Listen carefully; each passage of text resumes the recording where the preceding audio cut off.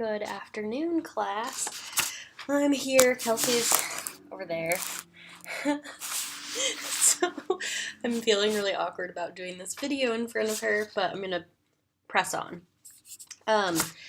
So this week I chose the disorder from Shatkin on substance abuse, and I was really interested to read that as humans we have a universal desire to alter our own consciousness, and thinking about that, how we can normalize the behavior a little bit in adults, but then also keeping in perspective that as clinicians we'll have to really determine and figure out where that safe relationship with substances is, and the DSM can be a good guideline for that, as well as talking with parents for adolescents, and kind of looking at the different neurobiological aspects as well. So factor was that adolescents may not seek help unless forced to do so.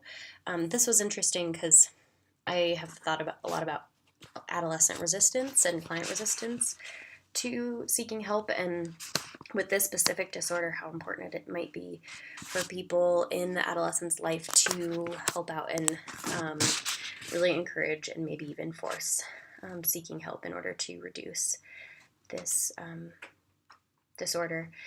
Also, there was a large conversation in this text about dopamine and how it's naturally lower for those that do suffer from substance abuse disorders, but that it's not enough to explain an addiction, because there are people that may have higher levels of dopamine or lower levels of dopamine that don't get addicted, and so keeping that in mind, but maybe having an awareness about the dopamine and how that seeking behavior can happen in order to increase those levels of dopamine in a person, and that smoking leads to the greatest number of preventable deaths in the United States, which when this book was written, the statistics were about 500,000 in the U.S. So interesting to read about, as well as that each year alcohol is delayed. A 14% reduction is likely of an eventual dependence in children and adolescents. So that adage that some people, I think, introduce alcohol to their kids thinking maybe it would reduce their stigma or their curiosity about it, but this text is saying that each year you can delay a child's experimentation with that, the longer-term results are. Also, with treatment, the 5 key most of the time adolescents may not need a detox, but it depends on how far they are into this disorder and how much they're relying on it. And so detox, inpatient hospitalization, therapeutic communities, outpatient help, and self-help programs have all been kind of 5 key steps for treatment. So yeah, this was a really interesting chapter, and I think it will be really applicable moving forward with teens and adolescents, because it is something that at least they're experimenting with a lot of the time, and also working with parents on how to educate themselves on best practice. Moving on to number 2. Describe your understanding of the ACEs study. So, and the TED Talk. This TED Talk was really interesting because I liked this doctor's perspective on the ACEs study, and how for her the momentum came from this idea that they need to screen, and that it would change their whole kind of practice with the children and the adolescents that they were working with in this pediatric care. And what she realized was that change takes a really long time, and that it's more of a movement than it is a reaction when people read this study. And so I was really fascinated to think about how what the consequences of exposure to trauma are, and how a person and clinical care. So I guess how I might incorporate this into my work with children and schools and parents and caregivers is, I think screening for ACEs if it's possible with the clinic that we're working at, but also having that awareness of its the whole physiological development of a person long term as well, and keeping that in mind, and educating it. Like, the more that we can normalize it and educate on these factors, the more it will integrate into our culture as something to keep stay aware of. Okay, number 3. After taking the ACEs assessment and reviewing the website, list 3 things on the website that you're interested in. I was really interested in the Quovela, the consequences of lifetime exposure to violence and abuse, and that image, and how it demonstrated a full person's body and all the different areas that can be affected by the consequences of exposure to violence and abuse. And then I think right after that image was the resilience questionnaire, and how once you have your ACEs score, so whatever that might be, and the higher you are, the more likelihood you have to higher other physical impacts. Then there was this resilience questionnaire, and how malleable and moldable our brains are, especially when given extra support in a community.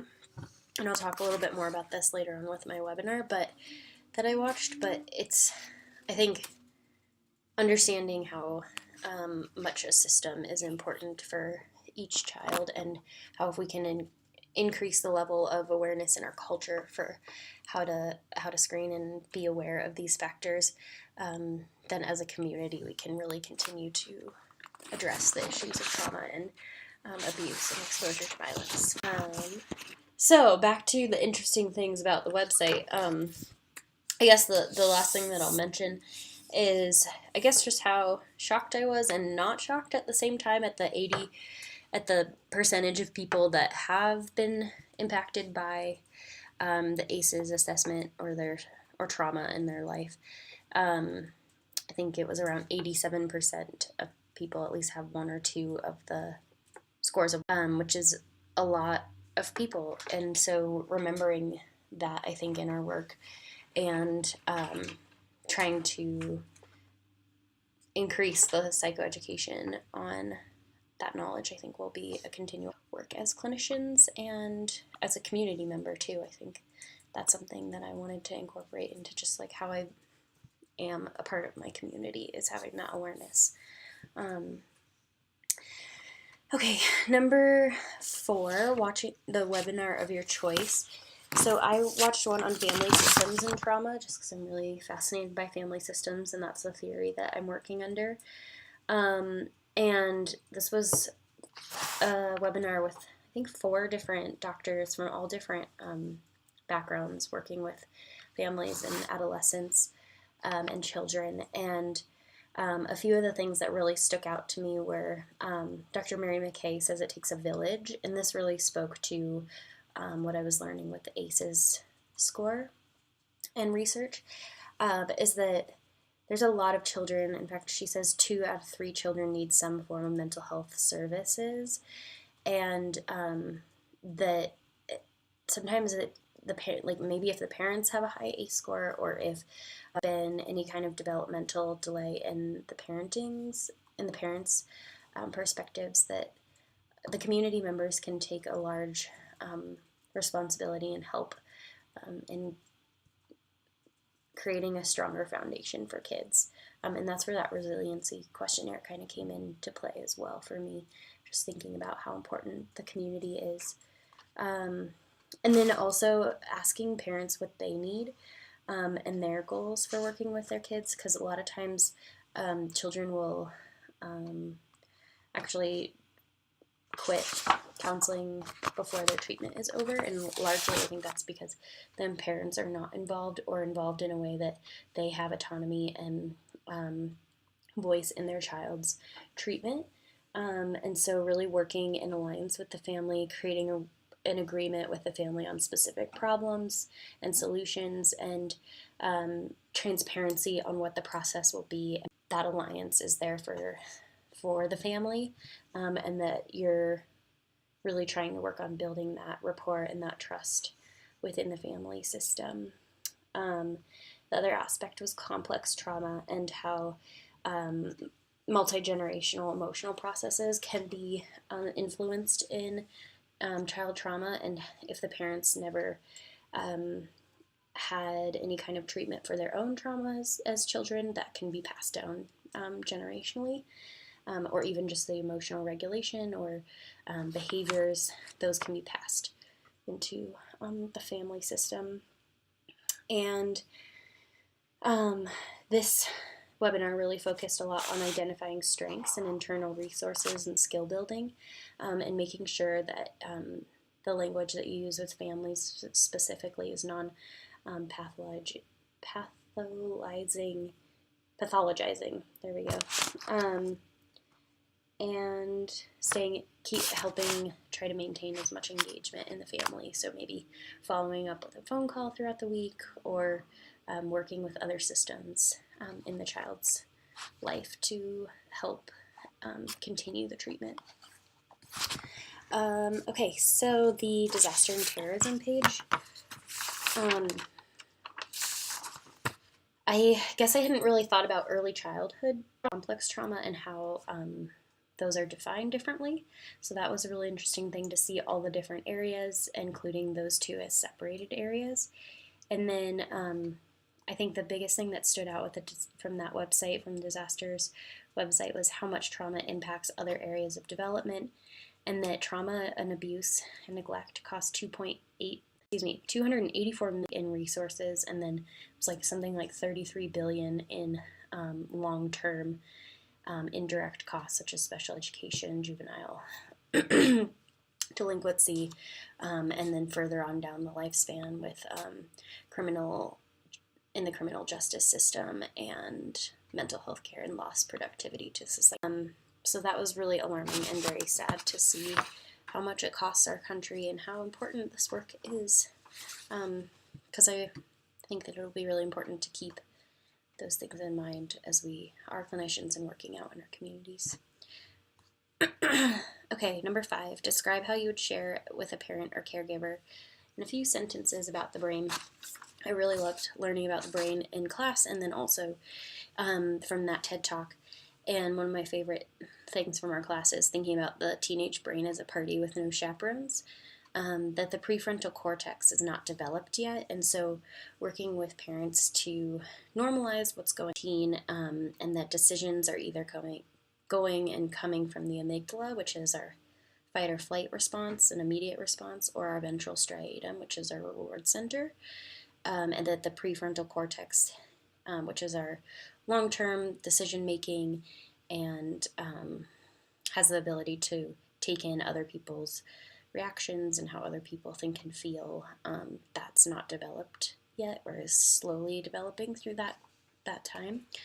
And so normalizing what's going on, and then helping teens slow down and really try to work through their own decision-making process, and educating parents and teens that emotions and reactions may feel more intense, and that during that time there is a significant increase in peer pleasure and versus parents, and accounting for, I think that's largely due to how they're trying to develop how others think and feel, and they're trying different things out, and then also there's a likelihood for more high risk taking due to that decision making process going from the amygdala and the ventral striatum. Yeah, so just being able to educate the parents on that and including that in the conversation, and especially for the teen, so they know what's going on too. Okay, number 6, we're almost through. List the activity in class that had the most impact on you. I think the role play with the phone calls with the parents on suicide and then calling CPS was really helpful to practice how I might respond to that situation, and how to get my brain thinking the different aspects that I might not preconceive through reading and doing online discussion posts. And then Also list the readings that were the most helpful. I think the one I've come back to over and over this semester is the Holman and Foster article on authenticity and confidence. That one just really stands out, and I think I'm really looking forward to using all the materials that we learned in this class, but incorporating that into my work with an adolescent coming up this summer. And as far as working with adolescents and children, I think I'm more excited than I was prior to this class. Even though I'm still nervous, I think the practice will continue to help integrate the things that we've learned in this course. And yeah, I feel really grateful to have learned it all with you. Thanks for watching, and I'll see you soon. Bye.